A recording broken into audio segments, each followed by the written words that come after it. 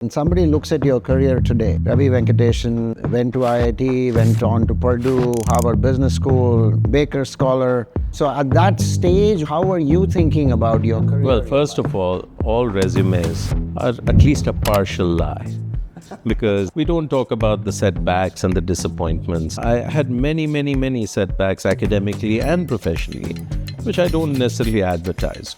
I applied to Harvard Business School the first year and I got a round rejection. So I called the admissions officer and I said, "What happened?" She said, "Well, there was nothing interesting about you." Okay? What I'm saying is it was hard work. Life wasn't this smooth runway of, one achievement after another.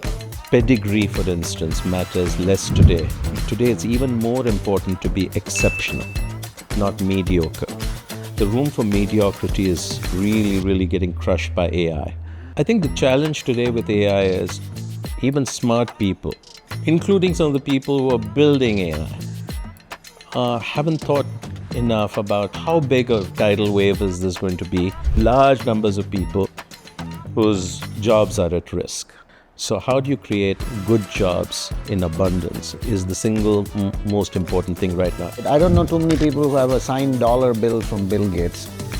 Oh, Hi everyone, welcome to Arkam's Leaders Lab. I'm Bala. This is where we go beyond the surface with some of the most compelling founders, CEOs, and impactful leaders who are shaping the future of India. Today, we are thrilled to welcome Ravi Venkatesan, a visionary leader whose career spans engineering, corporate turnarounds, and social impact.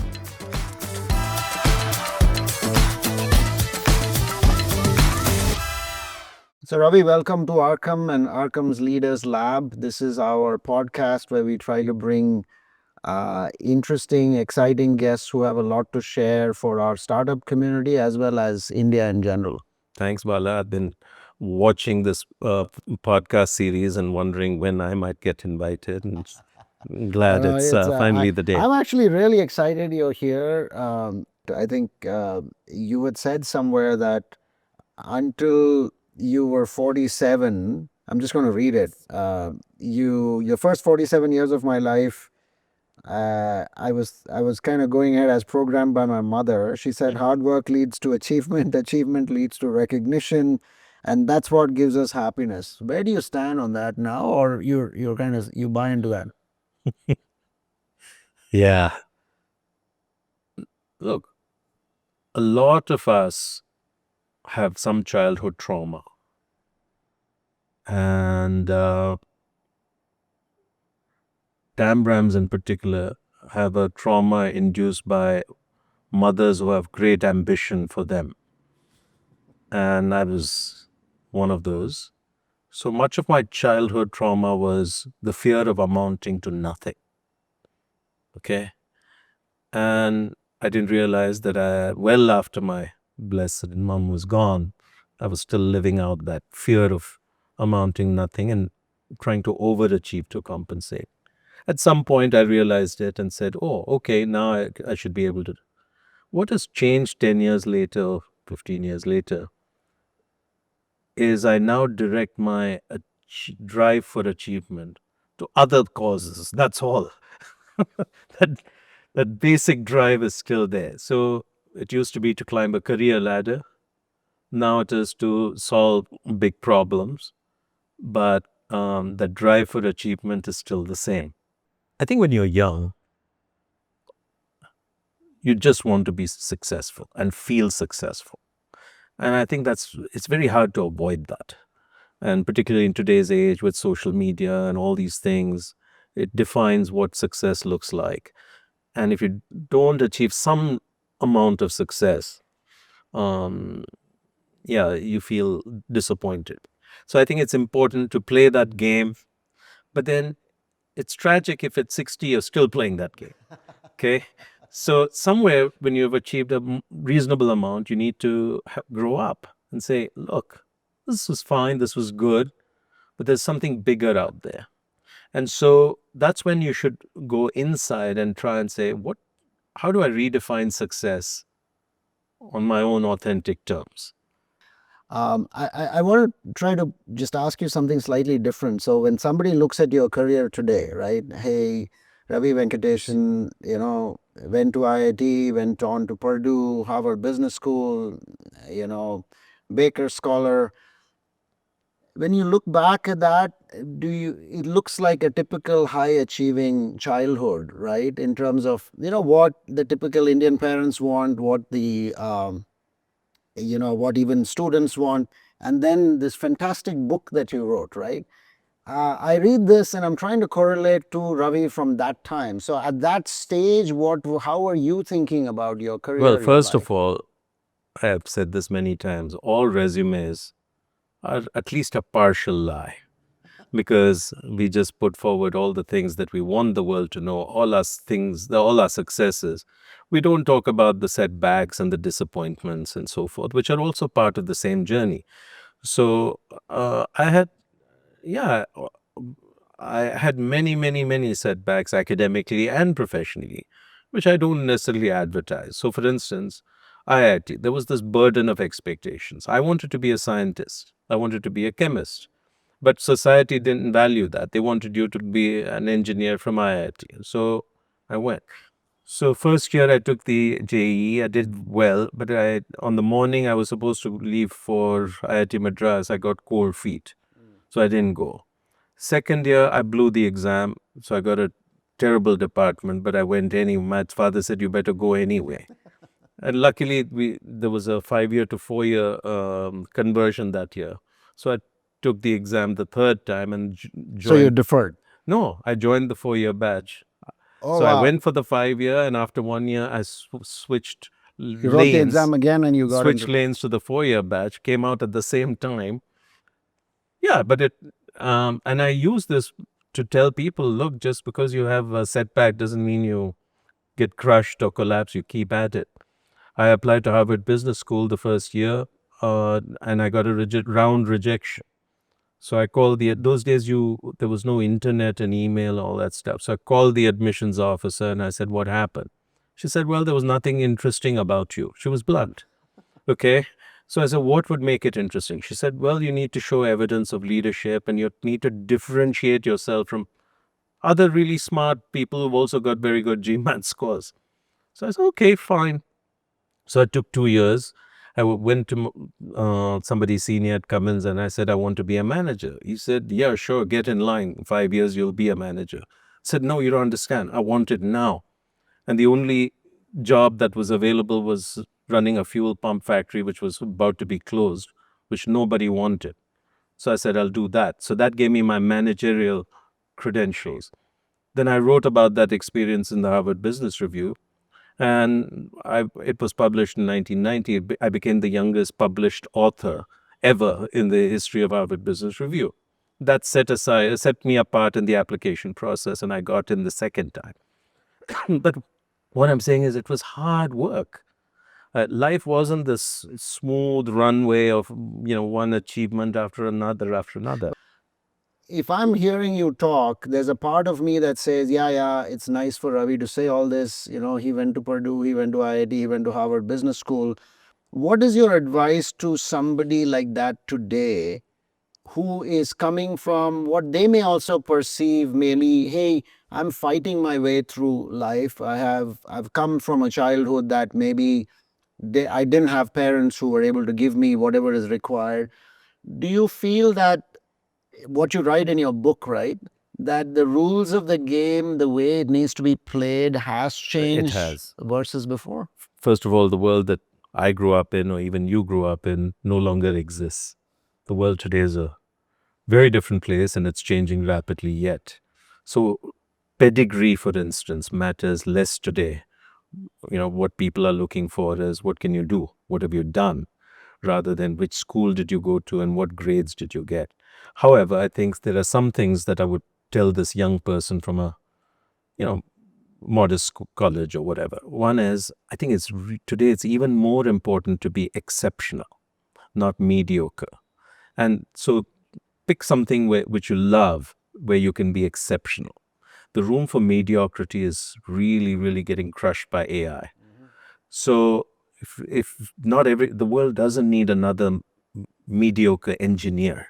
So don't do that if that's not where your heart is. Figure out where your heart is through trial and error and be good at that. Number two, I'd say find your own path and have the courage to walk that. I'll come back to it if we have interest or time. Um, I mostly made my own choices. For instance, graduating from Harvard Business School, everybody went to McKinsey or Wall Street, Goldman Sachs or whatever. Those were the two things. And I was a Baker scholar. I could have got anything. But I went back to dusty manufacturing and Cummins because that's what I loved. Okay. I came back to India in 96 when it wasn't really fashionable to, it wasn't happening yet. So on and so forth. I think you need to have the courage to make your own choices.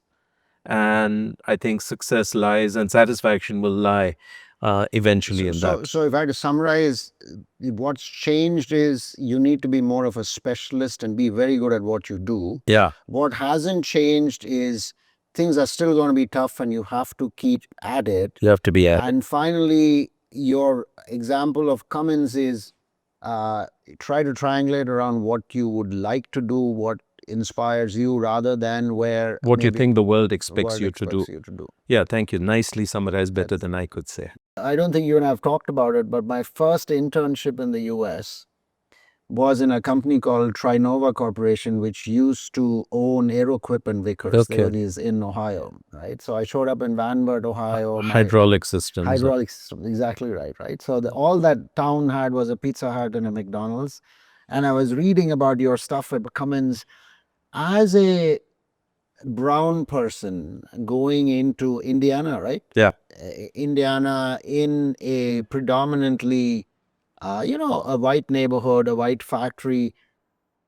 What were your emotions at that point, or did you not worry too much about any kind of, shall I say, hey, do I belong here? Yeah. Well, Columbus, Indiana in 1987 was very white. I think today it's much more diverse from what I understand, but back then it was very white. And there were 3 Indians. Okay. And I know them well because I was single, they were married, and so I'd often get invited for nice Indian meals and all. I never cared because I said, look, I'm just focused on being excellent. So I pushed myself hard, I worked hard, I tried to produce good results, and I felt confident that that's what would matter. And largely that was true. However, there were 2 or 3 incidents which were hurtful, where I experienced racism, prejudice, or whatever. And I'm so glad I did, because that was the first time I experienced being a minority and prejudice. Because growing up in India, Would you care to share an example? yeah, I was trying to drive a lot of change in the factory. And it was a unionized workforce. Everybody was much older than me. All the workers, the engineers were much older than me. Nobody had gone to college at the levels I had. So we were different, not just at the level of skin or nationality. We were different in our demographics. So when there was resistance to change, they picked on my Indianness. And there was a lot of nasty things that were said or whatever. And it hurt. And But- how did you deal with it? Did you try to get more management support? You tried to take it on one-on-one? How did you do? No. What was your approach? My approach was to just build good relations and keep pushing and get things done. But I must tell you that things change. When I applied to Harvard Business School, you had to get 3 reference letters. And usually you go to the most important person and all that. I went to the head of the union of the factory, and he give me the most glowing thing about how grudgingly they learned to respect me. Okay? I think that was another differentiator. I don't think any other applicant had a reference letter from a union person. Okay? So I think they, as they got to know me, began to appreciate that. There was one of my workers who had taught him how to program the CNC machine. And when I was leaving, he gave me a Parker pen, which I still carry, and he cried. This is some 55-year-old white guy, and he cried. He said, nobody has ever taught me as much as you did. Okay? So I think what I learned is Yeah, there are in the beginning these differences matter. If people don't like what you're doing, they'll figure out some reason to attack you. It could be you're a woman, you're brown, whatever. It doesn't matter what. But eventually, I think if you earn trust and respect, we're all the same. The startup ecosystem, founders, associates, analysts, everybody, right or wrong, like you said, pedigree doesn't matter, but everybody is trying to, at least at the associate and analyst level, trying to crack an Ivy League school for an MBA. It's just that interest desire hasn't stopped, right? In today's world, what do you think are the top three things somebody needs to go to Harvard if you're applying from India? Well, I coach a lot of people on the application process. I think some of the things that haven't changed is, first of all, you need to demonstrate leadership. And that can be in the workplace, it can be in the community. Somewhere you need to demonstrate that you're capable of getting others to And your line up equivalent behind. was what you did at Cummins Yeah. with the factory, the factory. Great, yeah. right?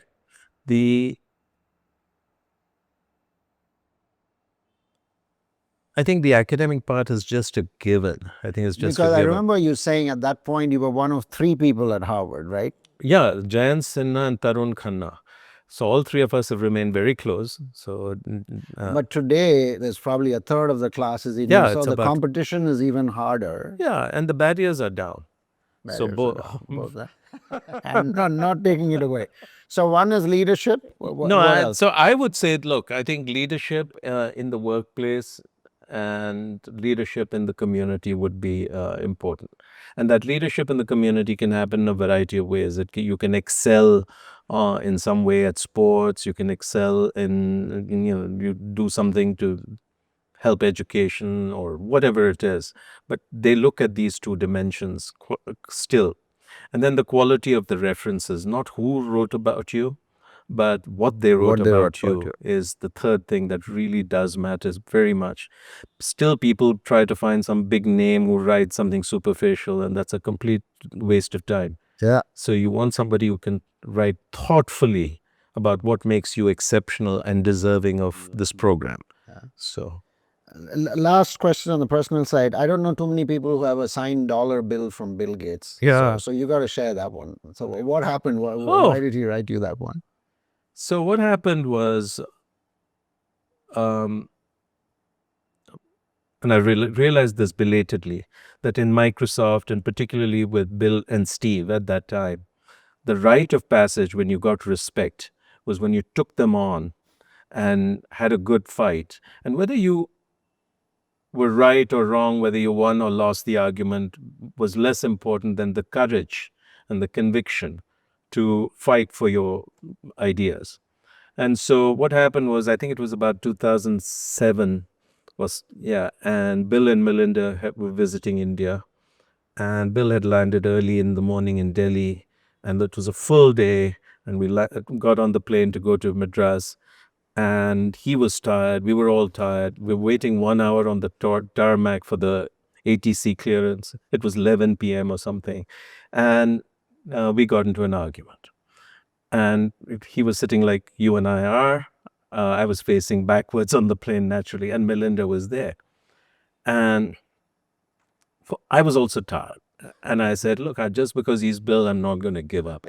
It turned out to be the most arcane issue.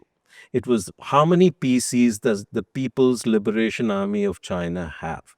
Okay, it wasn't even consequential, but I decided, why should I? And who came up with the question, though? He. So basically, what happens with Bill and Steve, at least in those days, was throughout the process, it's a rigorous interview.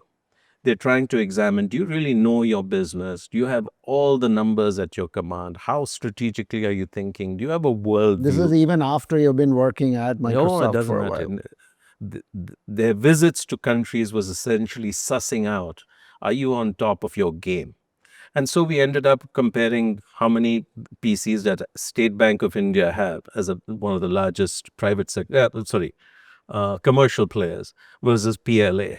And then finally Bill said, well, I guess you're right. And then he went into this sullen silence. And then Melinda smiled and handed him a $1 bill and says, Bill, what do you do now? And then he pulled out a pen and wrote, I was wrong, Bill Gates, and gave it to me.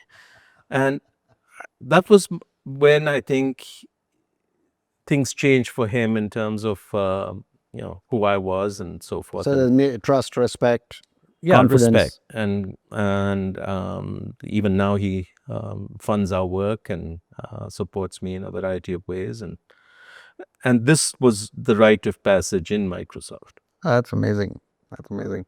You've written two phenomenal books. I've read both of them. The one on chaos, I think 2013. Yeah.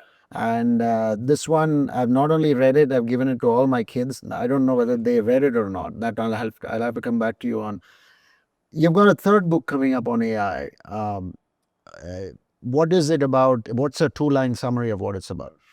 Look, I think the challenge today with AI is even smart people, including some of the people who are building AI, haven't thought enough about what are the implications of this. How big a tidal wave is this going to be?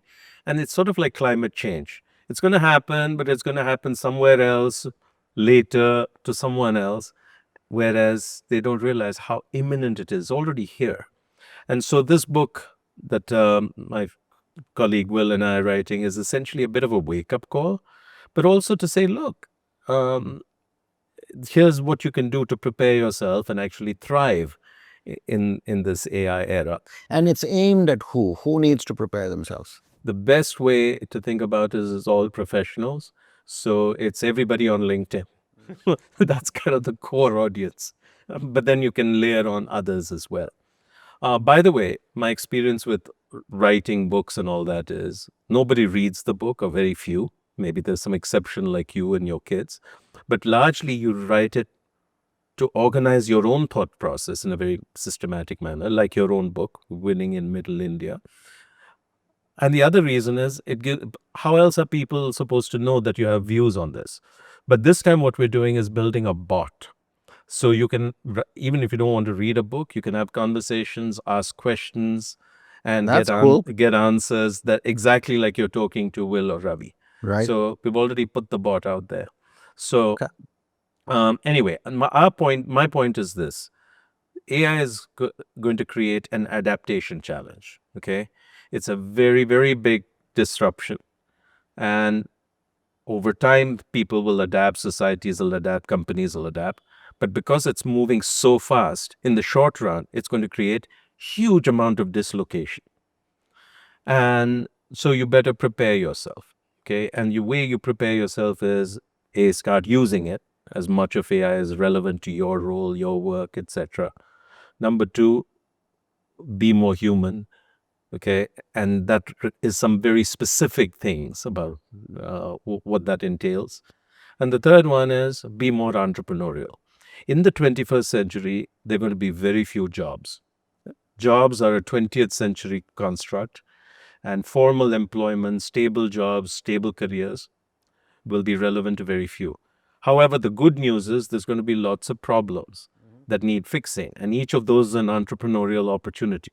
So, entrepreneurship in this century is a life skill, like literacy and numeracy. Yeah. Not a career choice like it was for us. That's really well put. Yeah. Okay, so we're just trying to drive these ideas home in a very practical way. You know, I'm a very practical guy. I don't write big things. I write simple things that you can use to, do better. What you just said, I can see how it fits, folks on LinkedIn. Great, right? Everybody's there. But there is the reality of maybe 10x that number out in the world who today don't have the skills, don't have the ability to even think about AI. And I'm talking blue collar workers, factory workers, warehouse workers. Where does how do you kind of square the circle on that? What does that mean? Well, first of all, if you're a blue collar worker, you're relatively safe because the hands and legs aren't going to be automated that easily. You believe that? Yeah, robots are coming, but at the end of the day, India, the cost of capital is very high. So when you look at the, Fair. the capital equipment versus people issue, it's going to be long substitution curve. Okay. So I think if you're in blue collar jobs, if you're a caregiver, you're a policeman dealing with some messy issues, y- AI is not something you're going to have to worry too much about. But there are large numbers of people whose jobs are at risk. So what's the question? I think the question that one does wonder about is, uh, if you are able to get, I mean, I'm just taking anything, right? So, if you are able to get an automated taxi going in India, Yeah. right? So the driver jobs are gone. If you're able to get low cost robots in India, I know capital is a constraint, but the thing is also about the type of equipment. I mean, Sure. you've run factories, right? Yeah. So, Where does that so leave? first of all, look, It just does it magnify, is the need to create, India's need to create jobs become a 10x bigger it problem becomes a over the way bigger problem. Okay, in my view, we already have a jobs crisis. It used to be only for less educated people. Now it's even out for IIT graduates, IIM graduates. A year out, 25% of them are still looking for jobs. So you already have a giant jobs issue. It's These things are not going to make it easier. Right. The question is, what do you do about it? Correct. Right? You can't say, well, we're going to regulate this stuff and we're going to say no to driverless cars or robots. I don't think that works. Banning things Yeah. has more downside than good, and it's not going to happen. So the way I think about it is like the body, right? Your metabolism. There are anabolic processes which build up, and then the catabolic process. This is one of those catabolic things that is destroying jobs. But then you need to think about how do I strengthen the anabolic process, which creates jobs. And that's why I like mass entrepreneurship so much. It's for me the single most compelling way of addressing the job situation, which is get millions and millions of ordinary people thinking about small businesses they can build, which each create a handful of jobs. I think whether it's India or Africa or even the United States, I think this remains one of the most important ways, the problems to crack. Uh, how do you see a non top of the pyramid entrepreneur in the world of AI, um, trying to go about building a startup or building Yeah, their well, business? interestingly enough, I think this is one of the best use cases for AI. So we work with lots of these really small entrepreneurs, particularly small women entrepreneurs, where we've got a cohort of about 100,000 going, but also all sorts. And most of them have so many issues, okay, questions around, for instance, product, packaging. Where do I find a customer? How do I reach them? How should I do pricing? Any number of people issues. And there's no one they can go to. Okay. So, in fact, when we put them in groups, the peer to peer learning with a small, light mentor, it's transformational. So, we're saying, look, why can't we build an AI agent or a co pilot, which So knowledge, context, and insight exactly around So entrepreneurship. we right now have a team that's building such an AI co-pilot, if you will, to use Microsoft terms, Okay. who will be the best friend and assistant to the small entrepreneur. And already, while it's still being built and trained, I think it's going to be sensational in its potential And over this time. is in India? In India, but there's nothing that is unique to India. So I just came back from a week in Kenya. I think it applies there, applies everywhere. So we're very, very excited. So I think AI is not just going to disrupt, existing good jobs and all that. It also has these wonderful use cases where, And on that, let me ask you for, there's no right or wrong on this. We've all gone through multiple cycles, right? So we've gone through, the Netscape, Microsoft Explorer, client server to cloud. Um, is there in your mind a chance that we end up looking back at 22 to 25 and calling it the AI hype cycle and there is a trough of disillusionment coming. From the ashes, things get built, like a Google and a Facebook of 2000. What's your... We're very much in a trough of disillusionment. Okay, so if you read the Goldman Sachs report and so on and so forth, well, every company, most well-run companies, they have tons of small pilots which are departmental and not scaling. Correct. It is far from having the transformational productivity results that people are, the purveyors of AI are, Right. Marketing. are marketing. And there's a reason for this, I think. And therefore, when we solve that reason, we will come out of the cycle of disappointment or disillusionment. And the reason is we are seeing this as a technology implementation mostly. Okay, whereas what AI is doing is disrupt how work happens in an organization. Okay, it disrupts the hierarchy. It disrupts workflows. And so unless you start with a clean sheet of paper and re-architect how work happens, including the definition of who is an employee, because now you have a person supervising both people and agents, and you don't do this fundamental work and redefine roles, workflows, etc., it's not going to happen. That's fantastic. It's probably the best I've heard so far in terms of what is stopping enterprises from adopting. It's a mindset issue. The second reason that it's stopping it is trust. So when Microsoft ruthlessly lays off 9,000 people here, 15,000 people there, with no sense of responsibility for reskilling them or helping them land on their feet somewhere else, people are going to say, oops, this stuff is, coming after me. And there will be no incentive to deploy AI or use AI. We saw this when computers were introduced in banking and insurance and all that. The unions resisted it bitterly. I lived it when CNC machines and robots were introduced on the factory floor. The workers resisted it completely. They would sabotage the machines. They would have frequent failures and wrecks because they didn't have confidence that the company would protect their jobs. So if we don't learn how to build trust and say, look, it is going to dislocate a lot of roles, but we are going to work with you. We're going to upskill you. We're going to help you land somewhere, either here inside the organization or outside. This is not going to gather momentum. So, you've talked about you're not a fan of this great man, theory of leadership, especially in the startup world, right? There is significant confusion, I feel, in terms of what a great leadership is all about, right? Yeah. Where is it Bezos, Musk, Steve Jobs?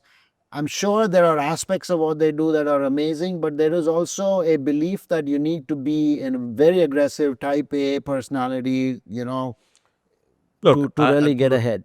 First of all, I'm a big believer in what is called the founder spirit. Okay. And the two people I worked with and who had that in abundance and I learned most from are Narayan Murthy and Bill Gates. Both of them truly exemplified founder spirit. What is this founder spirit? First of all, it is 1000% commitment to whatever it is you're building, just a force of nature. That intensity is what makes the difference between good and great. Another aspect is what Murthy used to call being able to zoom in, zoom out, have a bird's eye view as well as a worm's eye view in his words, to be able to be in the detail yet not get lost in the detail. Okay, to be willing to be quite hands-on when it is required.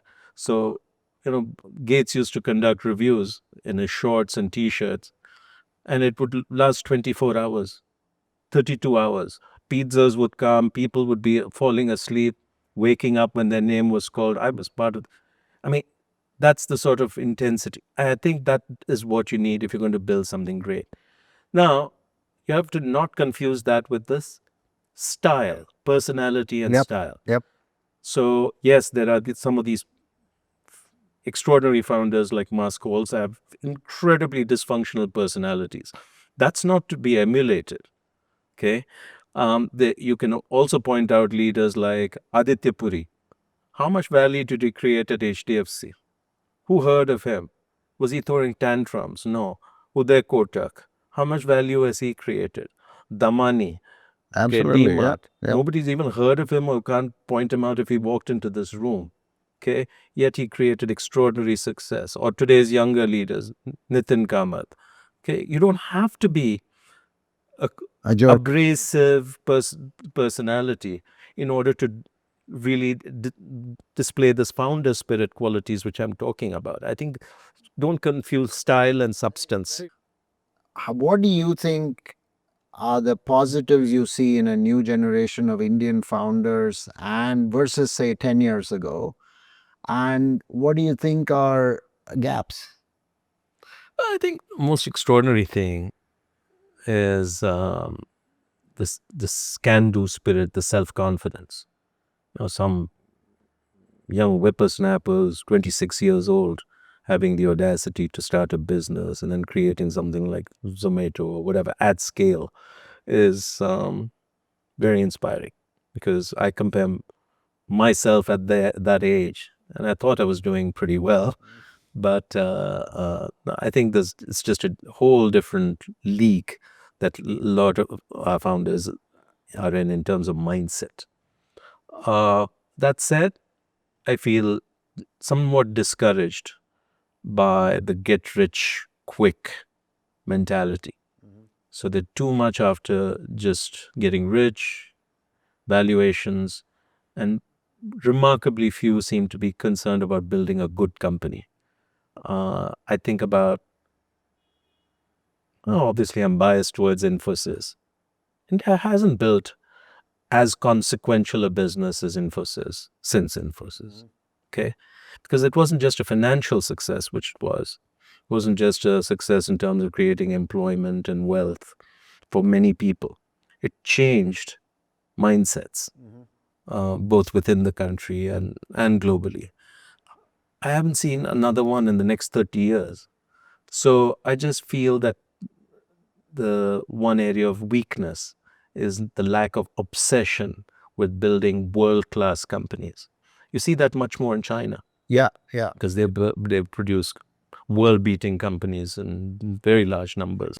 What is a non-obvious but deeply entrenched systemic issue that we as Indians have learned to live with but is holding the country back? Yeah.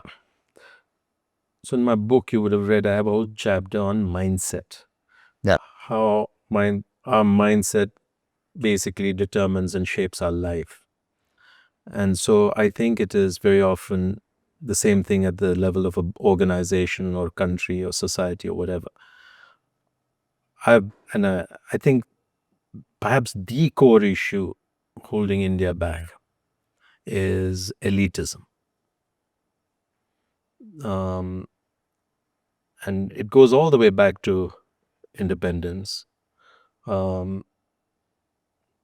We focused on setting up IITs, large businesses, getting us into space, being at the frontier of nuclear energy, all those kinds of things. Creating institutions like All India Institute of Medical Sciences, world-class hospital, without caring about how to lift the vast number of people. What has changed 75 years later? Not much. We're still incredibly elite. Whether you look at our gated housing and colonies and communities, or what does India government pay attention to in railways? A bullet train and Vande Bharat. And that's not even 1%. And the rest of our train system is still pretty early 19th century and so on and so forth. You look at our education system, it's elite. You look at entrepreneurship. We celebrate unicorns and tech startups and all that valuations. We don't care about the ordinary tiny business that employs 8 people meaningfully and provides that. So as a result of this, I think we are held back because more than 80% of our population is not being lifted up, either from a healthcare perspective, education perspective, opportunities perspective, anything. Well, would you And say, Ravi? I think this is a very, very interesting point and one I want to think a lot more about. Would you say you need both, but there was a time to switch which never happened because India needed all these institutions. You need a foundation, but we never found the balance. Is that what you're saying? absolutely, it's not either or, but the countries that became great, and I include Japan, China, started out by lifting the last person. Okay. And on top of that, they built these more institutions of excellence and so on and so forth. But they made sure there was 100% literacy. They made sure that their infant mortality rates were zero. They made sure that the percentage of number of people living in extreme poverty came to zero. Whereas all we celebrate is how many billionaires did we create. Okay. Look at our GDP. So we celebrate the fact that we crossed Japan. It's a nice milestone, but is it a significant achievement? I'm less sure. Our per capita GDP is about what? 2,500, 2,200 yeah. dollars. Do you know what our median income is? Less than $500. Okay. So, which means more than half our people are living on less than 100 rupees a day. So, but we don't want, it's not even in our mind, our thinking, our narrative, and therefore it'll never change. What's been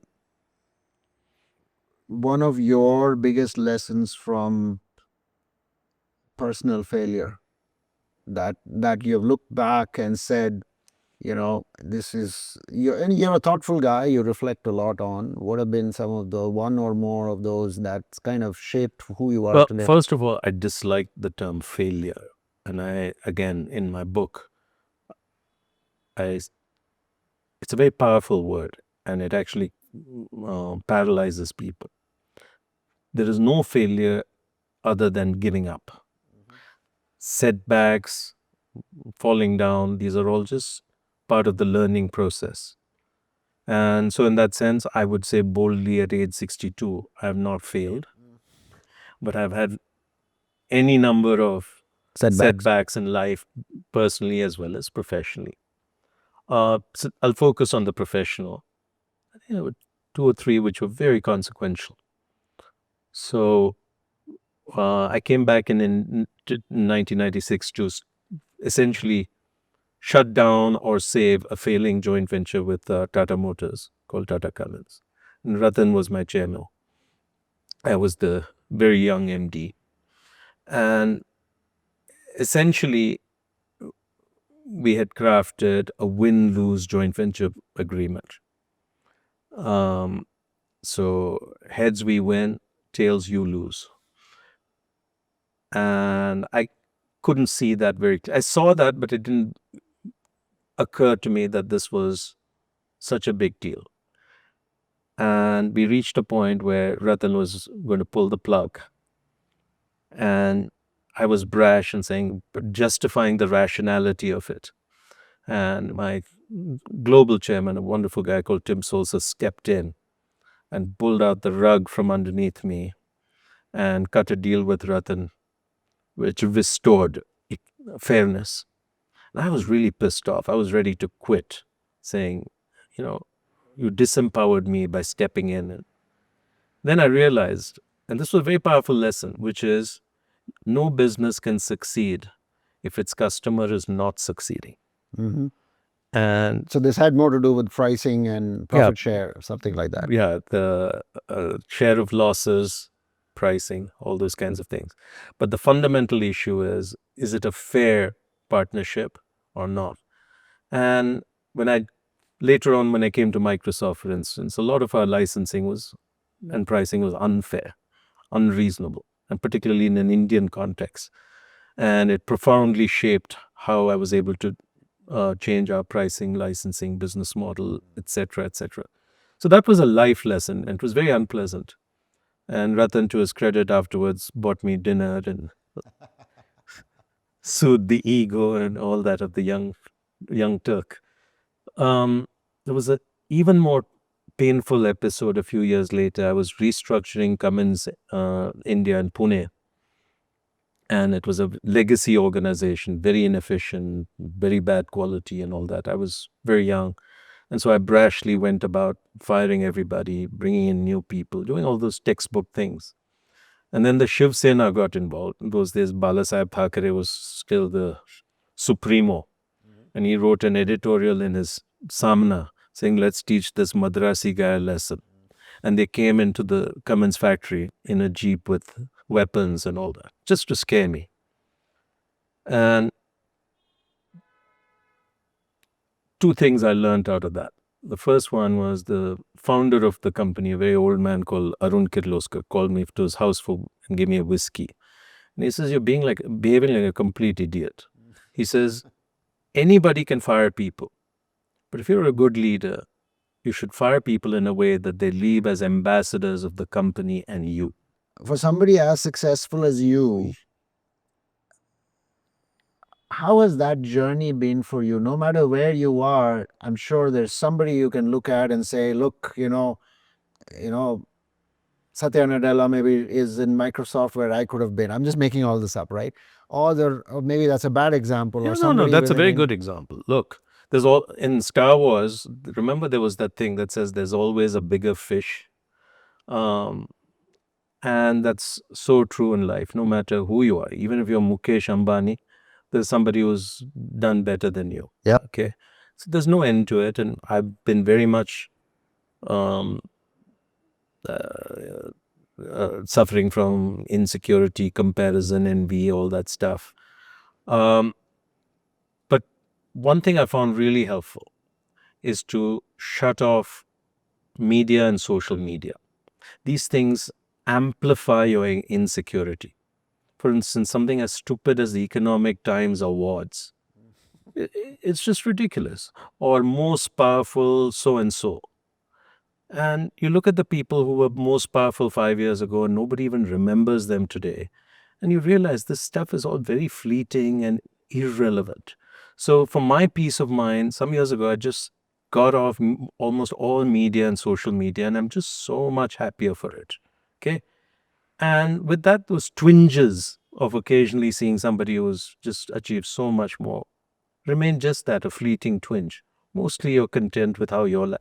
Look, the reality is my life has been fabulously better than I would have ever imagined it. Not just at 20, but even at 50.